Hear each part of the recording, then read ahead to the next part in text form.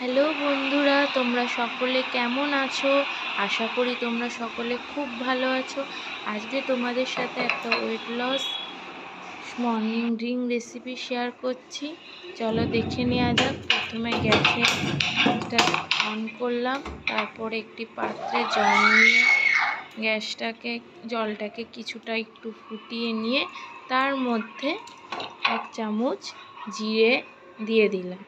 তারপরে জিরেটাকে একটুখানি ফোটাতে দেবো। যতক্ষণ জলটা ফোটাবো, যতক্ষণ না জলটা ফুটে অর্ধেক না হচ্ছে। তারপর জলটা ফুটে গেলে আমরা একটি ছাঁকনির সাহায্যে জলটাকে আলাদা করে নেব জিরের থেকে। দেন তার মধ্যে আমরা কেটে রাখা লেবু দিয়ে দেবো। এই লেবুর রসটা মিশিয়ে দিয়ে তারপরে আমরা এই পানীয়টা রেডি করব। এইটা আমাদের ওয়েট লসের জন্য খুব উপকারী। তোমাদের সকলের কেমন লাগলো জানিও।